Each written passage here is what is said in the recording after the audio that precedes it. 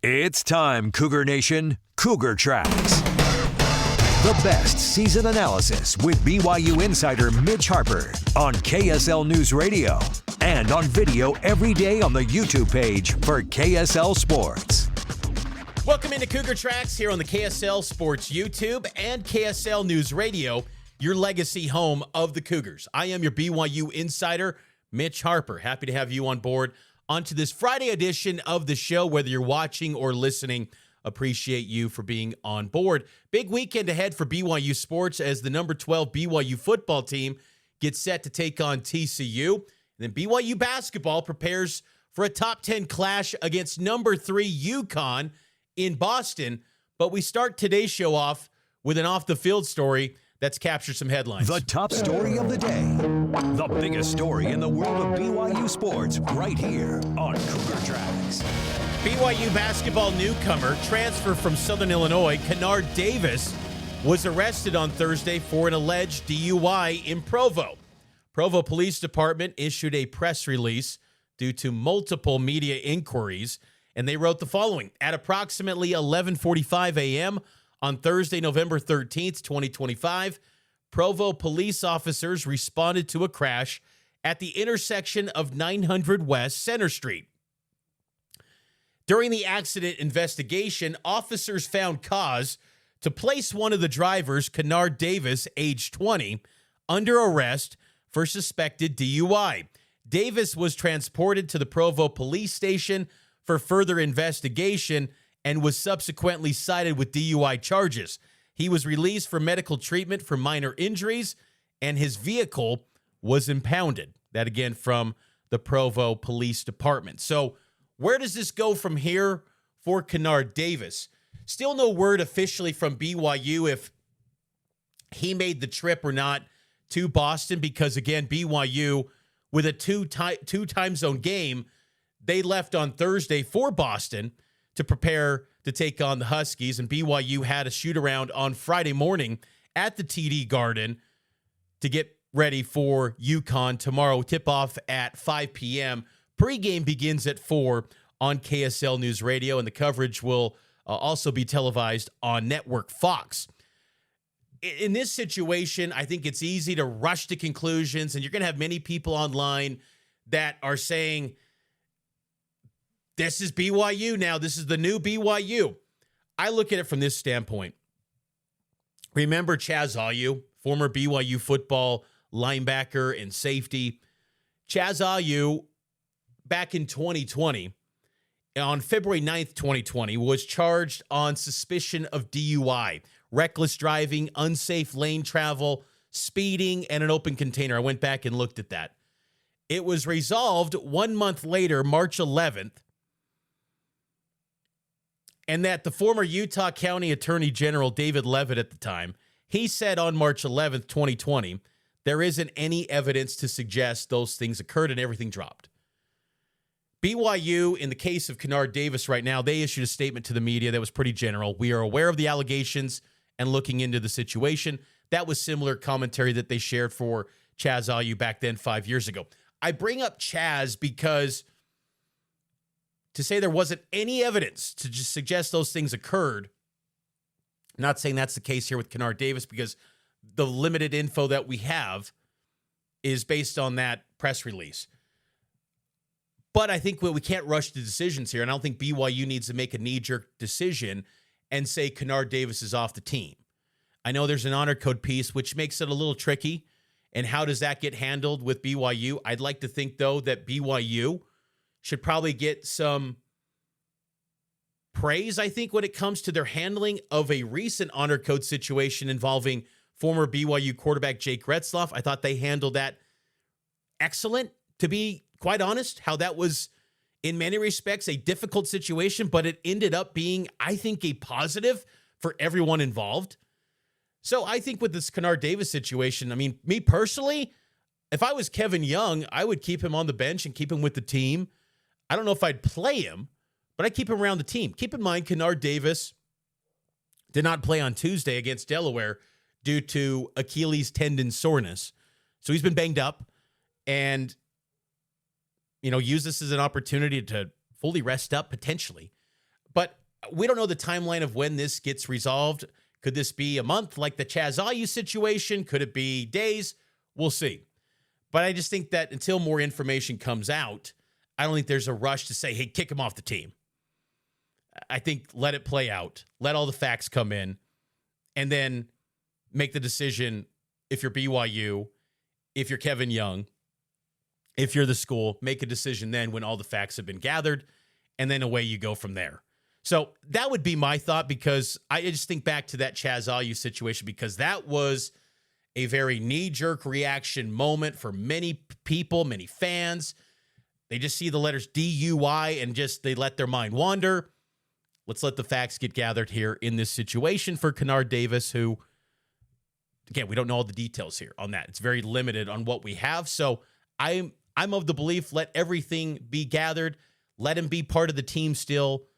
If he's sitting on that bench in Boston, I'm okay with it. Again, I don't know if he's with the team or not. I'm not making the trip to Boston. I'm going to be staying covering BYU football. But that would be my thought, because history in the past has shown where none of that occurred in the case of Chaz Ayu. And I'm not saying that's happening here, but just let the facts come out and then make all the decisions appropriately, and then away we go from there.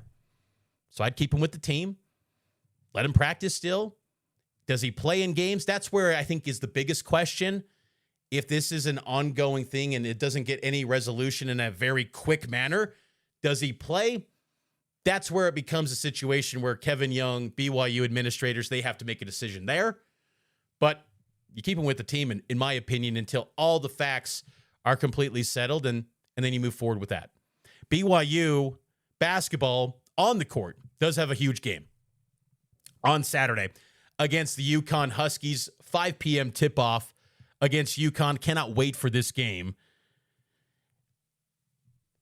Key players to watch for UConn: Taurus Reed, 6'11", 265 pounds, a big man in the post for UConn. He's excellent.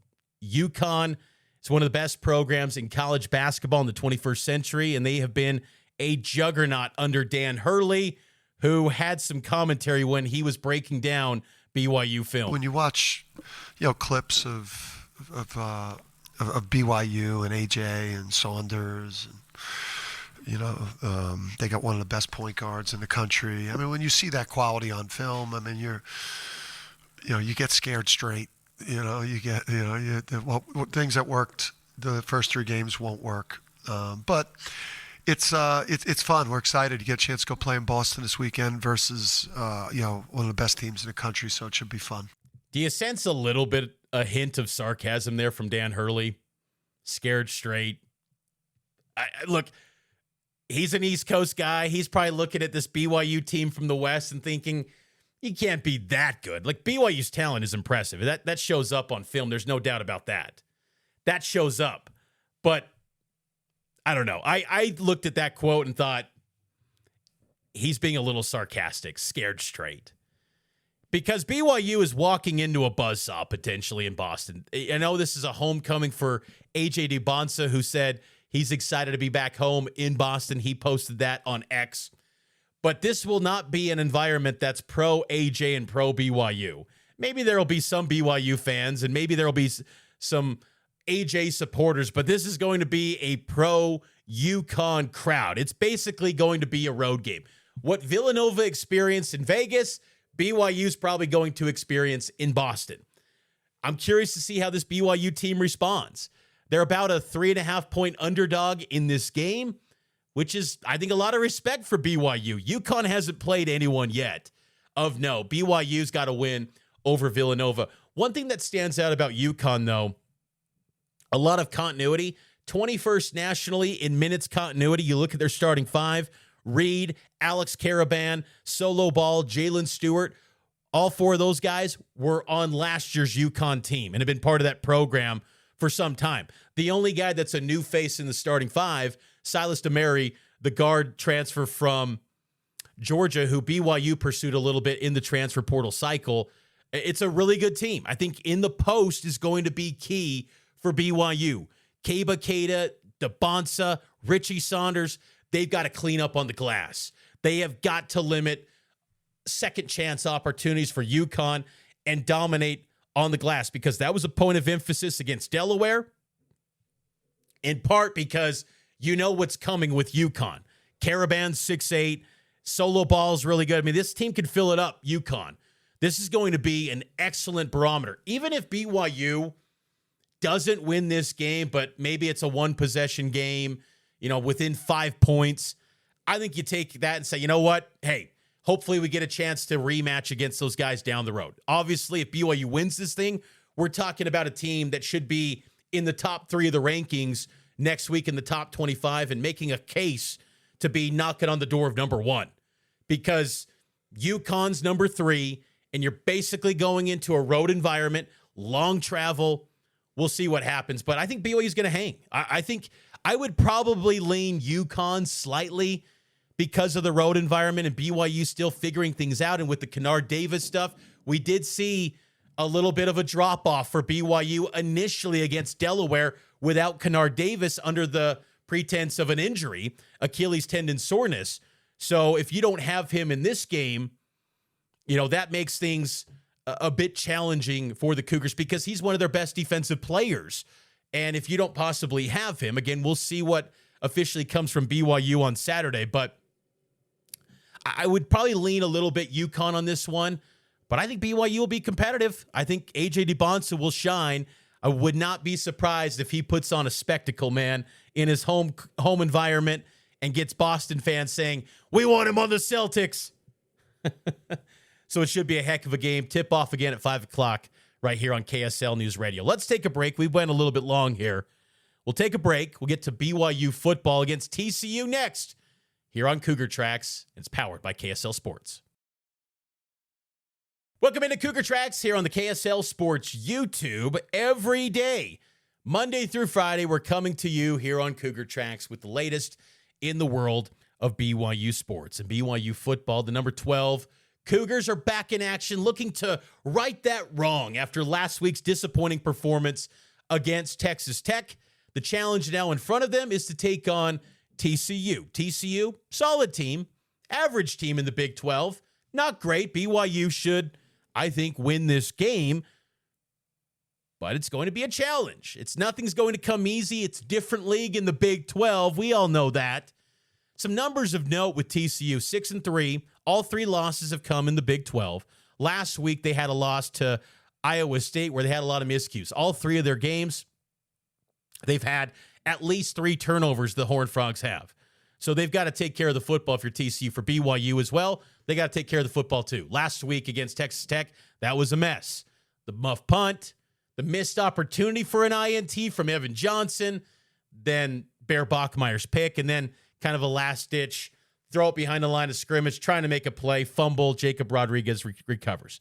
Safe to say, quick starts, turnover margin, huge areas of focus for both of these teams. And who can maybe get the upper hand in those respects can have a great chance to win this football game. TCU's interesting. Kavorian Barnes, the starting running back, out. You look at their ground attack, they've had a stuff rate where they've been behind the line of scrimmage on 24% of their carries. That's not good. TCU running the football, they're 122.8 yards per game on the ground, and they don't have their number 1 running back in Kavorian Barnes this week. The guys that they will likely turn to, Trent Battle and Jeremy Payne at running back. Payne is someone they've turned to a bit last week on 4th down against Iowa State. The Horned Frogs were 2 of 3 on 4th down conversions, so that's something to watch in a game that should be probably tight. Watch for someone like Jeremy Payne on 4th downs. And when I hear the name Jeremy and I think TCU, I think of Jeremy Curley. Remember 20 years ago, 2005, right at the goal line, 51-50. I still stand. It was a fumble. No replays back then to overturn something like that, but I digress. Another name to watch for on TCU is Eric McAllister. He's a big play receiver, 17.4 yards per catch. TCU's passing offense, 303.4 yards per game. That includes non-conference play. In the Big 12, they're 8th in scoring in the Big 12 at 28.2 points per game. BYU in the Big 12, 27.8. When you look deeper into the Big 12 stats, it's kind of interesting too. BYU, this was kind of a nugget that I thought was not great, but it doesn't shock me because of how it's played out to this point of the season. In Big 12 games only, BYU is 15th in the league out of 16 in field goals made or field goal percentage this season. They're 7 of 11. TCU is 12th at 5 for 7. So a lot of attempts by BYU, but the percentage is not great, which is shocking because Big Game Bill, he's so good, but he's got to get right this week if called into duty against TCU. Earlier this week, with the conversation with the insider from TCU, he noted the defensive player Caleb Elarms, or he's been a beast. I mean, you're talking about a guy that can get 14, 15, 16 tackles. He's had to stretch these last 3 or 4 games where he has been all over the place, piling up tackles. So keep an eye out for him for BYU. Other players offensively for TCU at the wide receiver position, Joseph Manjack, a former Houston and USC transfer, 14.9 yards per catch. And then Jordan Dwyer, I believe he's an Idaho transfer, 13.1 yards per catch. They are big play receivers, so BYU secondary has to be on its A game once again. I thought they did really good against Tech. There was just some missed opportunities to get those big momentum-changing plays, and Baron Morin took some shots, it felt like, near that sideline down at the north end zone of the stadium where maybe some opportunities given up, but I trust BYU's passing defense will show up, and they've only given up 192.3 yards per game, so something's got to give. Josh Hoover can't just get away with this forever, where he's just tearing apart BYU. And you think about TCU, too. TCU, they're one of the programs that not only do they beat BYU, they hammer BYU. In this 5-game win streak that they've currently gone on against BYU, and I know most of the fans and most people probably watching this or listening don't remember those games in the Mountain West per se, but 2008, 2009, 2010, 2023, just hammered BYU. And I think that's what's kind of makes BYU fans a little leery of TCU, because BYU, by all accounts, they are always competitive against anyone they play against. I know the Texas Tech game was withstanding, but more times than not, BYU is going to be in it for 60 minutes. TCU, though, has this amazing ability, no matter who the coach, no matter who the personnel are, they just hammer BYU. 44-11 in 2023. That was one of the biggest beatdowns I've witnessed in the Kalani era. And Josh Hoover went off for 439. So this matchup always scares Cougar fans that have been around for a while. It just worries them a little bit. But again, that's ancient history, the Mountain West. But still, it kind of, for the people that live that and experience those games back in the heated Mountain West days, this matchup just makes you a little nervous because there are not many programs. Look, there's teams that have always beaten BYU or have a lot of success against BYU, but again, they don't crush BYU. You know, 2009 with Max Hall, 38-7. College game days there, TCU just blows the doors off them. I think 2010 was 31-3. TCU was one of the best programs in college football that year. And then 2 years ago when TCU was a 5-7 team. You keep that in mind. I mean, 2 years ago, TCU was on equal footing with BYU, and they blew the doors off them. So TCU's got talent, too. That's the thing with them. They've lost a little bit of their aura. This is a total off-the-grid cut, but their jerseys, taking away the spikes on the collar, they don't have the same aura.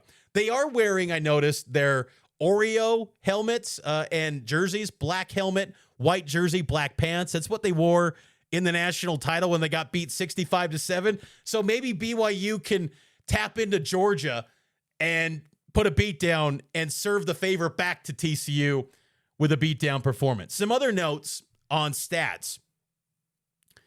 Second in the Big 12 in stopping the run is TCU during league play. They're only giving up 133.5 yards per game on the ground. So in league, they have been stout stopping the run, and nationally throughout the entire season, TCU is 35th. BYU, here's a crazy stat too, because you think great defense with BYU. BYU 13th in the league in stopping the run in Big 12 play, 175.2 yards per game. So without Kavorian Barnes, I'd like to think BYU's not going to give up that much on the ground. But can BYU exceed that 133 mark and get to 150 and up? Because BYU on the year is averaging an even 200. That's the space they want to live in. 175, 200, and up. They want to run the football. I think BYU's got the offensive line to create some opportunities for Bear Bachmeier to have success again running the football, particularly up the middle. But it will be no easy task because quietly TCU's been pretty good at stopping the run. I'll give you my score prediction next for BYU and TCU right here on Cougar Tracks.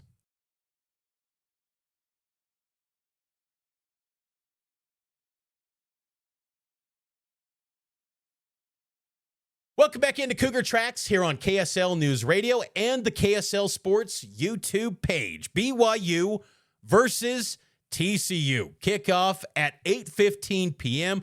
We will probably have pregame coverage beginning at 7:15. After basketball coverage concludes, it'll toss over to BYU football coverage here on KSL News Radio for the Cougs and the Horned Frogs. And you know the drill on Fridays before a big football game day. It's time for this. Score prediction. Will BYU come out on top? It's time for Mitch's score prediction for the next game. No vibe check this week. Gosh, that was so silly. Why did I do that, folks? I didn't focus on the data. I didn't focus on the analytics. I didn't focus on my models. I went kind of vibes and got caught up in the spectacle of everything that the stage was last week against Texas Tech, and I led you astray. I did. Not happening this week. But good news for you, Cougar fans. Cougs are going to get it done. I'm going with BYU to win this game, 27-21. I don't think either team reaches 30 points. I think BYU's defense will be pretty stout. I think they'll be much better defending the run this week because that has been an area where BYU has slipped, as we discussed, stopping the run in Big 12 play. Cougs have lost 5 in a row to TCU. That will end on Saturday night. I think BYU gets it done 27-21. I'm expecting a balanced attack from BYU. I know TCU's rush defense has been really strong in Big 12 play, second in the league. But I believe Bear Bachmeier gets back to playing at a high level with a lot of poise, with a lot of efficiency, because this TCU front is nowhere near as good as Texas Tech's.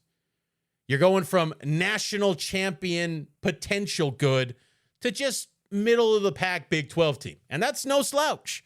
TCU's got personnel, but that's a big, big gap. And you're at home. I like BYU to bounce back in this spot and really kind of return to its offensive identity of establishing the ground attack. LJ Martin's going to be huge in this game. He needs to be. And we talked about it yesterday about the amount of touches he gets. That's an area that I'm focusing on, and I think he gets a good lion's share of the carries for BYU and is also a pass catcher out of the backfield because what we've learned so far, there's no other option at running back besides LJ. Until Sione Moa comes through that door again and returns, and it was great to see Sione on the road with the team last week in Lubbock, but until he's back in action, there is no clear number 2 behind LJ Martin. The number 2 running back is Bear Bachmeier. Those are your 2 top ball carriers for BYU, and they've got to lead the day running the football, and I think Bear's going to have success passing the football too because TCU, their pass defense, they give up yards. 241.6 yards per game this season is TCU, and BYU's offense, Cody Hagan, is doubtful for this game per the availability report on Thursday night, which is unfortunate, but you do have the return of JoJo Phillips, so he steps back into the lineup again as he did last week. He needs to have a bounce-back performance.